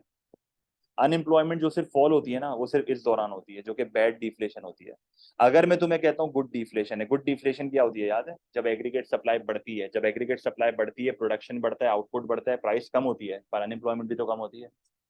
तो मुझे डिफ्लेशन पता नहीं है कौन सी है, तो ज्यादा ऑब्वियस आंसर और स्ट्रेट फॉरवर्ड आंसर बी है। पर गुड और बैड डिफ्लेशन तक आपके दिमाग जाना चाहिए। पर अगेन ये एक एमसीक्यू है जिसमें एक स्ट्रेट फॉरवर्ड आंसर हमारे पास अवेलेबल है, तो फिर ओवर थिंकिंग की जरूरत नहीं है। क्लियर है? तो पर ऐसा नहीं हो रहा ना मास बेटे, उसने तो जो ऑप्शन दिया उन्हीं में से सोचना है ना। ये मुझे अब समझ आ रहा है तुम्हारे कम क्यों आ रहे हैं, इतना नहीं सोचो भाई। जब एक ऑप्शन नहीं दिया हुआ उसके बारे में क्यों सोच रहे हो? Question number 17, what is the cause of demand pull inflation? तो डिमांड पुल इन्फ्लेशन क्या होती है? जब एग्रीगेट डिमांड बढ़ जाता है। तो पूरी इक्वेशन तुम्हें याद होनी चाहिए, सी प्लस आई प्लस जी प्लस एक्स माइनस एम। ठीक है, तो सी प्लस आई प्लस जी प्लस एक्स माइनस एम, सी बढ़ेगा, आई बढ़ेगा, जी बढ़ेगा, एक्स बढ़ेगा और एम गिरेगा, तो डिमांड पर इन्फ्लेशन आ जाएगी। A surplus of skilled labour, जब सरप्लस ऑफ स्किल्ड लेबर होता है ना, तो इससे तो वेजेस कम होती हैं, वर्कर्स का सरप्लस है, अनएम्प्लॉयमेंट है, तो इससे बिजनेस की कॉस्ट कम होती है और बिजनेस एग्रीगेट सप्लाई को बढ़ाता है, जिसकी वजह से प्राइस लेवल कम हो जाती है। तो ये तो इन्फ्लेशन तो खैर हो ही नहीं रही है। हायर गवर्नमेंट एक्सपेंडिचर, जी बढ़ेगा तो एडी बढ़ेगा, तो बी आंसर है इसका। सही है, बी आंसर है, देखो ये वाला मैच कर रहा है। सही है। हायर टैक्स रेट्स, जब टैक्स रेट्स बढ़ेंगे तो डिस्पोजेबल इनकम कम होगी, कंजम्पशन कम होगी, एग्रीगेट डिमांड कम होगा, तो ये तो नहीं हो सकता। Lower net exports, X minus M कम हो रहा है, तो फिर एडी क्या होगा, कम। सही है, तो मतलब सही है, बिल्कुल। देखो ये याद होना चाहिए, एक्स माइनस एम जो होता है ना, इसको बैलेंस ऑफ ट्रेड भी कहते हैं, इसको नेट एक्सपोर्ट भी कहते हैं। ठीक है, अब सुन लो ये एक बार में, एक्स माइनस एम को बैलेंस ऑफ ट्रेड भी कहते हैं, X minus M net export भी कहते हैं। अगर एग्रीगेट डिमांड गिर रहा है तो तुम समझ जाओ नेट एक्सपोर्ट्स भी गिर रहे हैं, डेफिसिट है ना, ये डेफिसिट, डेफिसिट है। डेफिसिट का मतलब ये हुआ कि एक्स माइनस एम नेगेटिव है, फॉल हो रहा है। सही है, फॉल हो रहा है। सही है। और अगर एग्रीगेट डिमांड बढ़ रहा है तो हो सकता है कि भाई हमारा नेट एक्सपोर्ट सरप्लस है। सरप्लस का मतलब क्या होता है, पॉजिटिव है, एक्स माइनस एम बढ़ रहा है। तो हमेशा याद रखना, एक्स माइनस एम गिरेगा तो एडी गिरेगा, एक्स माइनस एम बढ़ेगा तो एडी बढ़ेगा। सही है, पर सवाल में इसने ऐसा बोला नहीं है, तो डी आंसर होगा, डी आंसर नहीं होगा, डी आंसर होगा इसका। सही है। Question number 18, what is the consequence of economic growth for individuals and for the economy. ठीक है, कॉन्सिक्वेंस है, affect, affect of economic growth. Economic growth बस तुम्हें पता होना चाहिए, इसका मतलब होता है रियल जीडीपी का बढ़ना। इंक्रीज एब्सोल्यूट पॉवर्टी, गलत। इनकम्स बढ़ती हैं इकोनॉमिक ग्रोथ में, तो पॉवर्टी थोड़ी बढ़ती है, no. Increase average income, yes. Increase in the variety of goods and services, yes, क्योंकि प्रोडक्शन ज्यादा होती है। Increase in unemployment, no, unemployment कम होती है क्योंकि प्रोडक्शन ज्यादा होती है। Increase in inflation, it depends, कितनी स्पेयर कैपेसिटी है इकोनॉमी में। Increase in government tax revenue, yes, क्योंकि जब एक इकोनॉमी में इनकम्स बढ़ती हैं तो इनकम टैक्स रेवेन्यू भी बढ़ता है। इकोनॉमिक ग्रोथ के टाइम पे स्पेंडिंग भी बढ़ती है तो इनडायरेक्ट टैक्स रेवेन्यू भी बढ़ता है। इकोनॉमिक ग्रोथ के टाइम पे प्रॉफिट्स भी बढ़ते हैं तो कॉर्पोरेशन टैक्स रेवेन्यू भी बढ़ता है। रिडक्शन इन एक्सपोर्ट्स, नो, क्योंकि इकोनॉमिक ग्रोथ के दौरान एक बिजनेस का आउटपुट बढ़ जाता है। बिजनेस का जब आउटपुट बढ़ जाता है तो इससे क्या होता है, बिजनेस का आउटपुट बढ़ जाता है तो इससे क्या होता है, पॉसिबल चांसेस है बिजनेस के इकोनॉमी के एक्सपोर्ट भी बढ़ जाए। Reduction in the stand of living, no, क्योंकि जब इकोनॉमी में इनकम्स बढ़ती हैं तो स्टैंड ऑफ लिविंग बढ़ते हैं। ठीक है, तो बेसिकली अगर हम देखें तो कौन सा आंसर यहाँ पर आपका मैच कर रहा है, व्हाट इज अ कॉन्सिक्वेंस ना, तो what is a consequence, B is the right answer. ये भी यस है, ये भी यस। ठीक है, तो B is the right answer, जहाँ पर दोनों जगह यस आ रहा है। ठीक है, question number 19, the table shows the government's receipts from taxation. What is the total amount of revenue raised by indirect taxes? अच्छा, indirect taxes क्या होते हैं? Indirect taxes are those taxes which are basically imposed on goods and services, which are imposed on consumer spending. तो air passenger duty is an indirect tax, duty है ना, duty, duty क्या होता है, tax होता है, ड्यूटी क्या होता है, गुड पे लगता है। टैक्स ऑन फर्म्स प्रॉफिट, ये इनडायरेक्ट तो नहीं है, ये डायरेक्ट है। और ये कौन सा है, ये कॉर्पोरेशन टैक्स है जो कंपनी के प्रॉफिट्स पे लगता है। Import duty, again duty, goods and services पे लग रहा है तो इनडायरेक्ट टैक्स होगा। Income tax straightforward, no, direct है। इनहेरिटेंस टैक्स, नो, डायरेक्ट है। इनहेरिटेंस क्या होता है, जब कोई मर जाए तो उसकी आप प्रॉपर्टीज को ले लेते हो, इनहेरिट कर लेते हो, तो उस पर आपको टैक्स देना पड़ता है और वो इनकम पे ही होता है। Sales tax straightforward, yes.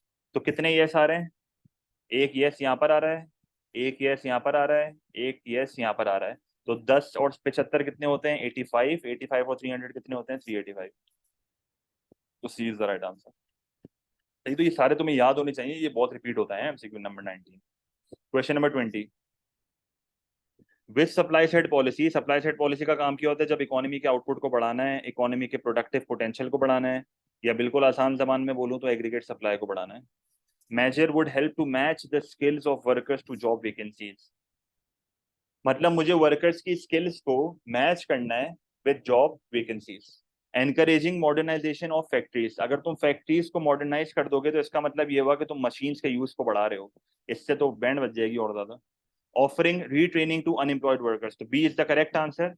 जब तुम अनएम्प्लॉयड वर्कर्स को रीट्रेनिंग दे दोगे तो पॉसिबल चांसेस है जो जॉब वैकेंसीज अवेलेबल है वहां पर मेरी जॉब लग जाए, क्योंकि when you retrain a worker या आप किसी वर्कर को एजुकेशन प्रोवाइड कर देते हो तो उसको जॉब ढूंढने में आसानी होती है और उसके जॉब मिलने के चांसेस क्या होते हैं, बढ़ जाते हैं। तो इसका आंसर बी होगा। Reducing taxes to provide incentives to work, again आप उसको हेल्प नहीं कर रहे जॉब वैकेंसीज ढूंढने में। टैक्स कम कर दोगे तो करंट वर्कर्स को फायदा होगा वैसे तो खैर, और अगर आपका इंसेंटिव टू वर्क बढ़ भी गया, आपके पास स्किल ही नहीं है तो कैसे आप जॉब करोगे। Replacing government enterprises with private enterprises, इससे तो अनएम्प्लॉयमेंट और ज्यादा बढ़ जाएगी क्योंकि प्राइवेट सेक्टर कॉस्ट कटिंग करता है। तो 20 का आंसर बी होगा। क्वेश्चन नंबर 21, ये एक एमसीक्यू है जो कि मैं हमेशा देखता हूँ कि अगेन मसला होता है इसमें स्टूडेंट्स को काफी। ये भी सुन लेना जरा। How is the rate of inflation measured, inflation का रेट जो है वो मेजर्ड होता है through cross consumer price index, आपको याद होगा। रेट का मतलब होता है परसेंटेज, कंज्यूमर प्राइस इंडेक्स एक बस इंडेक्स नंबर होता है, सही है, जरा गौर से सुन लेना ये। तो मैंने आपको पहले ही बोला था आपको 2 साल के सीपीआई दिए हुए होते हैं या 3 साल के सीपीआई दिए हुए होते हैं, आपको ना cross price consumer price index कैसे निकालना है ये नहीं पूछता वो आपसे, वो पूछता है कि कंज्यूमर प्राइस इंडेक्स दिए में इन्फ्लेशन का रेट बता दो। तो आप क्या करते हो फिर, आप फॉर्मूला लगाते हो new minus old divided by old multiplied by 100, ये फॉर्मूला लगता है। मैं एक एग्जांपल क्रिएट कर देता हूँ आपके लिए, जरा सुन लो गौर से। लेट्स से मैं कहता हूँ कि मुझे सीपीआई दिए में, मुझे सीपीआई दिए में, मुझे ईयर 1 का सीपीआई दिया हुआ है, मुझे ईयर 2 का सीपीआई दिया हुआ है, अब जरा देख लेना ये, और मुझे ईयर 3 का सीपीआई दिया हुआ है, लेट्स से सीपीआई दिया हुआ है। ये सीपीआई एक इंडेक्स नंबर होता है, और मैंने आपको ये भी बताया था कि एक बेस ईयर होता है, सही है, एक काला बच्चा होता है खानदान में जिससे हमें कंपेयर किया जाता है, सही है, और वो सबसे अच्छा बच्चा होता है, तो ये सबसे अच्छा साल है। जैसे year 1 is 100, 100 means no inflation, base year में there is no inflation, base year में there is no inflation, stable year है, सबसे अच्छा साल है मुल्क का, ठीक है, मुल्क का सबसे अच्छा साल है। ईयर 2 में जो इंडेक्स है ना वो 120 है, ईयर 3 में जो इंडेक्स है वो 130 है, और एक और साल मैं ऐड कर देता हूँ आपके लिए ताकि और आपके लिए मैं क्लियर कर दूँ चीज़ों को, और ईयर 4 में जो है ना वो बेसिकली इंडेक्स हो गया 110, ठीक है। अब ये सारे आपको इंडेक्स दिए, अब आप बोलोगे सर ये क्या हो रहा है, भाई ये कुछ भी नहीं है। आप बताओ क्या करोगे, अब जरा सुनना। आप ईयर 1 से ईयर 2 का परसेंटेज चेंज निकालो, कैसे निकालोगे, new minus old divided by old multiplied by 100, new minus old divided by old multiplied by 100। तो न्यू इज 120, ओल्ड इज 100, तो परसेंटेज चेंज निकालो, 100 से 120 का आंसर यहाँ पर आएगा +20%। +20% का मतलब क्या है, +20% का मतलब क्या है कि rate of inflation is positive, तो ये इन्फ्लेशन हो रही है, price level is increasing at an increasing rate, price level is increasing at an increasing rate, तो इसको इन्फ्लेशन कहते हैं, पॉजिटिव रेट बढ़ रहा है, पॉजिटिव रेट बढ़ रहा है। अच्छा फिर निकालो इसका 2 से 3 का, जब तुम 2 से 3 का निकालोगे तो तुम्हारे पास यहाँ पर आंसर क्या आना चाहिए, 10 को तुम क्या करोगे, ये न्यू है ये ओल्ड है, divided by old multiplied by 100, तो 120 से 130 का परसेंटेज चेंज बता दो जरा, कोई क्या आ रहा है, या मैं खुद निकाल लेता। तो क्या करोगे, 130 माइनस 120, नहीं 120 माइनस, हाँ 130 माइनस 120 डिवाइडेड बाय 120, मतलब बेसिकली अगर मैं बिल्कुल सिंपल करूं तो new minus old divided by old multiplied by 100, तो यहाँ पर आंसर मेरे पास आ रहा है 8.3%, सही है, तो 8.3, तो ये पॉजिटिव 8.3% आ रहा है। अब पॉजिटिव 8.3% का मतलब क्या है कि अब प्राइस अभी भी बढ़ रही है, पर इसको मैं डिसइंफ्लेशन बोलूंगा, क्या बोलूंगा, डिसइंफ्लेशन। क्यों disinflation, price level is still increasing but at a decreasing rate.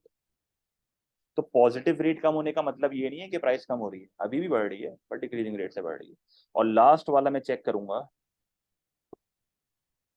और यहाँ पर मेरे पास आ रहा है new minus old 110 minus 130 divide by 130 multiplied by 100, मेरे पास आ रहा है -15%। जिधर तुम्हारा रेट नेगेटिव हो गया, जिधर तुम्हारा रेट नेगेटिव हो गया ना वो डिफ्लेशन है, सही है।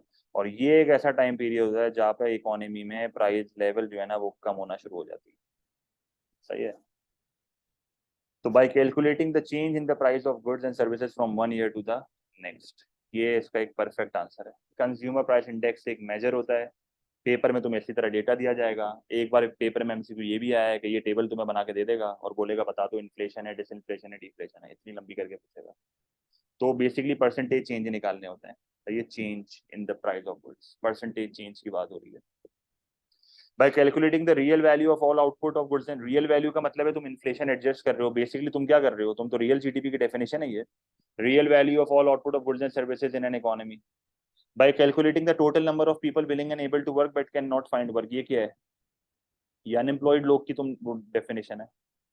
Bye calculating the total value of exports minus the total value of imports, total value of export क्या होती है, revenue, total value of import क्या होती है, एक्सपेंडिचर। तो बेसिकली तुम यहाँ पर क्या निकाल रहे हो, बैलेंस ऑफ ट्रेड या नेट एक्सपोर्ट्स। तो 21 का आंसर क्या होगा, ए होगा। सही है। 22 का आंसर यहाँ पर 21 है। अच्छा अच्छा, 22 रिमूव किया हुआ है, 22 हैज बीन रिमूव। सही है, तो ये याद रखना, 22 रिमूव कर दिया है। Question number 23, which combination of policy measures is most likely to increase the level of employment? तो which combination of policy measures is most likely to increase the level of employment? अब एक एक करके जरा देख लेते हैं सारे, देखो इसमें फॉली करनी पड़ती है। जनरल टैक्सेशन को कम कर रहा है, जनरल टैक्सेशन को कम करेंगे तो क्या होगा, डिस्पोजेबल इनकम बढ़ जाएगी, कंजम्पशन बढ़ेगी, एडी बढ़ जाएगा, तो ये तो अच्छी बात है। इंटरेस्ट रेट को कम कर रहा है, कंजम्पशन बढ़ेगी, इन्वेस्टमेंट बढ़ेगी, एडी बढ़ जाएगा। और हमें पता है कि एग्रीगेट डिमांड के बढ़ने से प्रोडक्शन बढ़ती है, डिमांड फॉर लेबर बढ़ता है, अनएम्प्लॉयमेंट जो है वो कम होती है। तो बिल्कुल सही आंसर है ए, ए बिल्कुल सही आंसर है, एडी बढ़ रहा है। अगर मैं बाकी ऑप्शन भी देख लेता हूँ ना यहाँ पे, तो डिक्रीज जनरल टैक्सेशन वापस ये चीज होगी, एडी बढ़ेगा, increase the rate of interest, ये मामला खराब करेगा, इंटरेस्ट रेट को बढ़ाओगे, कंजम्पशन गिरेगी, इन्वेस्टमेंट गिरेगी, एडी फॉल हो जाएगा, तो ये आंसर नहीं होगा। इंक्रीज जनरल टैक्सेशन, तुम टैक्सेशन को बढ़ाओगे, डिस्पोजेबल इनकम कम होगी, कंजम्पशन कम होगी, एग्रीगेट डिमांड कम हो जाएगा। पर जब तुम इंटरेस्ट रेट को गिराओगे तो एडी बढ़ जाएगा, वापस वही बात है, ये फिर आंसर नहीं होगा। इंक्रीज करोगे टैक्सेशन को तो एडी कम होगा, इंटरेस्ट रेट को इंक्रीज करोगे तो एडी कम होगा। तो बेहतर है कि आंसर आपका ए ही होगा 23, जहां पर एडी बढ़ रहा है और अनएम्प्लॉयमेंट कम हो रही है, ये इसकी पूरी चेन होती है। Question number 24, poverty in house hold may be defined in relative terms, तो बेसिकली किस चीज की बात कर रहा है, रिलेटिव टर्म्स का मतलब क्या होता है, बिल्कुल पॉवर्टी दो तरह की होती है, absolute poverty versus relative poverty, याद है। तो रिलेटिव टर्म्स का मतलब कंपैरिजन की बात हो रही है, relative comparison, falling below the society's expected standard of living when you can afford the basic necessities but you are still below the rich people, comparison wise तुम जो है ना वो गरीब हो, सही है, कंपेयर टू अदर्स तुम्हारा स्टैंडर्ड ऑफ लिविंग कम है। Income level required to meet the basic needs, नहीं। Lack of access to clean water, living on less than $2 a day, ये सब एब्सोल्यूट पॉवर्टी है, ये सब एब्सोल्यूट पॉवर्टी है, कि तुम्हारे पास बस इतना पैसा है कि तुम बेसिक नेसेसिटीज पूरी कर रहे हो, ये एब्सोल्यूट पॉवर्टी है। बेसिक नेसेसिटी के अलावा तुम बेसिक नेसेसिटी भी पूरी नहीं कर पा रहे, बल्कि तुम बेसिक बेसिक नेसेसिटीज भी पूरी नहीं कर पा रहे, living on less than $2 a day, access to clean water भी नहीं है, तो ये एब्सोल्यूट पॉवर्टी होती है, ये एब्सोल्यूट पॉवर्टी होती है। क्लियर है, कोई मसला, तो वो तो पूरा मास पर चेंज हो जाएगा ना क्वेश्चन। ये वाला फिर भी मैं ऑप्शन नहीं बोलूंगा, पर ये दोनों जो है ना, ये तो एब्सोल्यूट पॉवर्टी है, ये एक वो है, मतलब बेसिक एक इनकम है to meet the basic need, again इसका आंसर यही है, कंपैरेटिवली हम देख रहे हैं, डेफिनेशन आपको पता होनी चाहिए। 25, what is the effect on an economy of net emigration of people age 20 to 40? अच्छा, तो नेट एमिग्रेशन और इमिग्रेशन का फर्क देख लो, ये भी आप लोग ने मुझसे बहुत बार पूछा है, तो मैं आपको बता रहा हूँ। सही है, नेट एमिग्रेशन और नॉट एमिग्रेशन, फर्क किया है दोनों में। नेट एमिग्रेशन का मतलब क्या होता है, एग्जिट ज्यादा है, सही है, ओवरऑल एग्जिट ज्यादा है, ओवरऑल एग्जिट ज्यादा है, तो एग्जिट ज्यादा होने का मतलब है कि पॉपुलेशन क्या होगी, फॉल। इसका मतलब है कि इनवर्ड मूवमेंट ज्यादा है, नेट एमिग्रेशन माइनस, बिल्कुल इमिग्रेशन से हो रहा है ये, तो नेट इमिग्रेशन का मतलब है कि पॉपुलेशन ज्यादा है, ठीक है। तो ये क्या कह रहा है, what is the effect on the net emigration, ना, तो नेट एमिग्रेशन का मतलब क्या है, नेट एमिग्रेशन का मतलब है बेसिकली पॉपुलेशन कंट्री की कम हो रही है, सही है। अब मोर मोबाइल लेबर फोर्स, बिल्कुल गलत। हमेशा याद रखना, जो स्किल्ड लोग होते हैं, जो ऑक्यूपेशनली मोबाइल लोग होते हैं, जो जोग्राफिकली मोबाइल लोग होते हैं, वो ही बाहर जाते हैं, इससे मोबिलिटी कम होती है, हमेशा याद रखना, एमिग्रेशन से मोबिलिटी कम होती है। 20 से 40 लाख के जो लोग जा रहे हैं, ये तो पढ़े लिखे होते हैं। एजिंग पॉपुलेशन बिल्कुल होगी, एजिंग पॉपुलेशन बिल्कुल होगी, क्योंकि आप खुद देखो ना, मुल्क से यंग पॉपुलेशन जा रही है, सही है। मुल्क से यंग पॉपुलेशन जा रही है, तो फिर एवरेज एज क्या होगी? एवरेज एज क्या होगी कंट्री की? बढ़ जाएगी, तो ageing population. Higher government tax revenue, भाई गवर्नमेंट का टैक्स रेवेन्यू तो कम होगा, इनकम, लोग स्पेंडिंग कम होगी ना इकोनॉमी में, लोग बाहर जा रहे हैं। हाउस प्राइस बढ़ेंगे नहीं, हाउस प्राइसेस कम होंगी। क्यों? क्योंकि जब लोग मुल्क से बाहर चले जाएंगे तो घरों की डिमांड कम हो जाएगी, जिसकी वजह से घरों की प्राइसेस भी कम हो जाएंगी। तो 25 का आंसर बी होगा। Number 26, the table shows the statistics for 4 countries A to D. तो ए से लेकर डी एक बेसिकली कंट्री है। Which country has the lowest standard of living? अब लोएस्ट स्टैंडर्ड ऑफ लिविंग किसका होगा? जिसका ग्रोथ रेट ऑफ पॉपुलेशन सबसे ज्यादा हो। इसका मतलब है कि हेल्थ केयर वगैरह की अवेलेबिलिटी अच्छी नहीं है, फैमिली प्लानिंग का कॉन्सेप्ट नहीं है, पॉपुलेशन डेंसिटी ज्यादा से ज्यादा हो, वो मुल्क हमेशा पीछे रह जाएगा, लाइफ एक्सपेक्टेंसी कम से कम हो, जो कि इंडिकेशन दे रहा है कि उस कंट्री का हेल्थ बेकार है, रियल जीडीपी पर रेट कम होना चाहिए, जो कि इंडिकेशन दे रहा है कि कंट्री में लोगों के पास पैसा नहीं है। तो सबसे ज्यादा अगर हम देखें तो ये पॉपुलेशन सबसे ज्यादा यहाँ पर है, सबसे ज्यादा डेंसिटी भी यहाँ पर है, सबसे कम लाइफ एक्सपेक्टेंसी यहाँ पर है, और रियल जीडीपी पर रेट सबसे कम भी यहाँ पर है। तो उसका मतलब आंसर डी है। डी जो है ना उसका लोवेस्ट स्टैंडर्ड ऑफ लिविंग है, सबसे गरीब मुल्क है ये, सबसे गरीब मुल्क है ये। A country 27, a country specializes in the production of steel, toys and textiles. What is the disadvantage of specialization for countries workers? तो international specialization हो रही है, इंटरनेशनल स्पेशलाइजेशन बोलते हैं इसको, याद है? इसको क्या बोलते हैं? International specialisation. जब एक कंट्री स्पेशलाइज करती है तो उसको इंटरनेशनल स्पेशलाइजेशन बोला जाता है। What is the disadvantage? तो क्या नुकसान है यहाँ पे? They can not afford to buy products from other countries. Again ये तो कोई अजीब सी बात कर रहा है।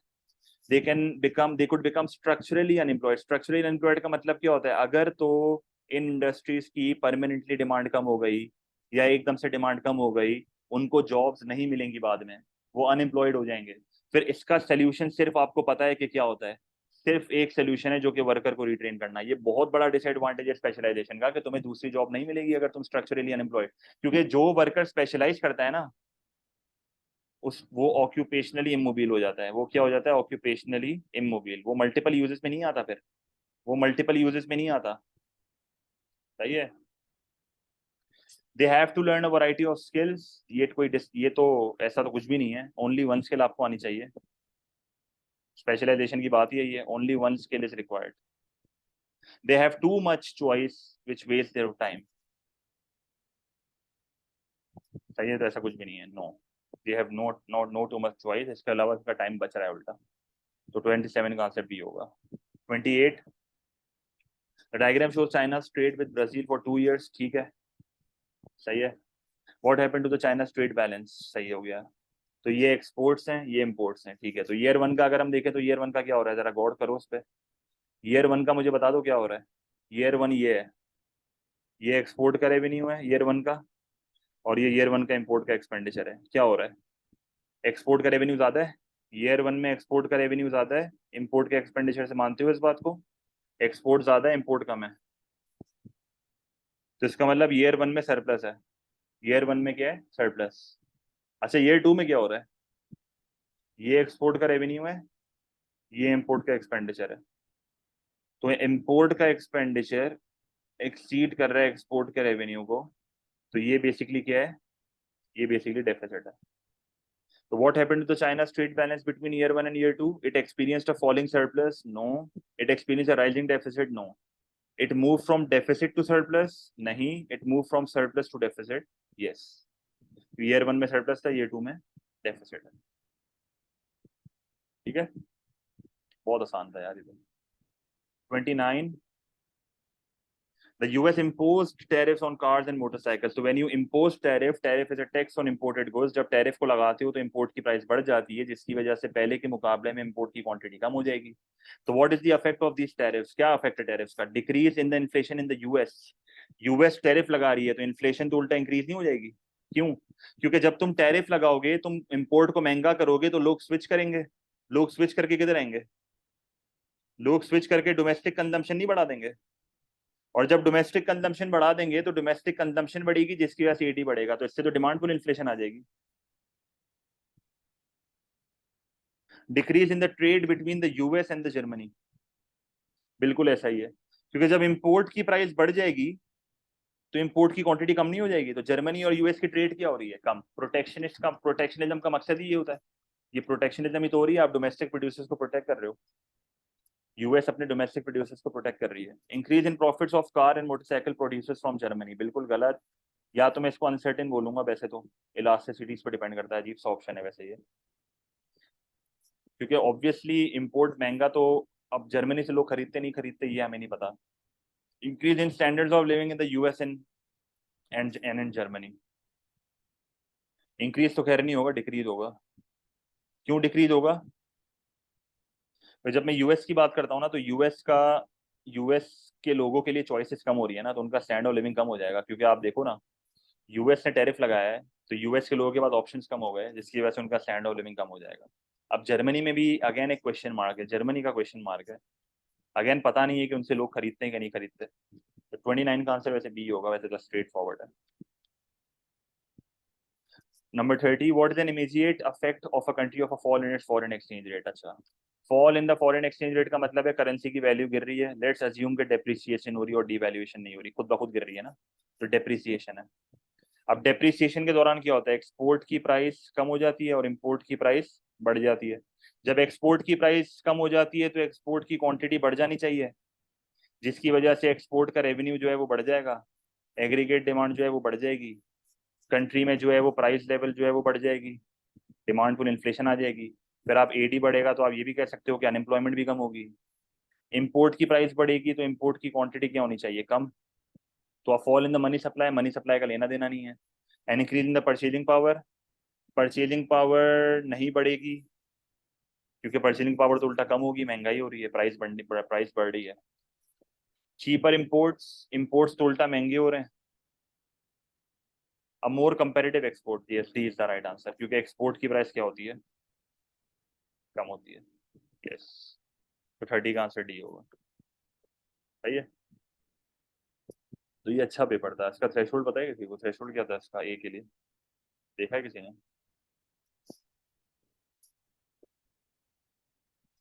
नवंबर 21 है ना ये? मैंने देखा तो नहीं है, मुझे अगर बता दो कोई।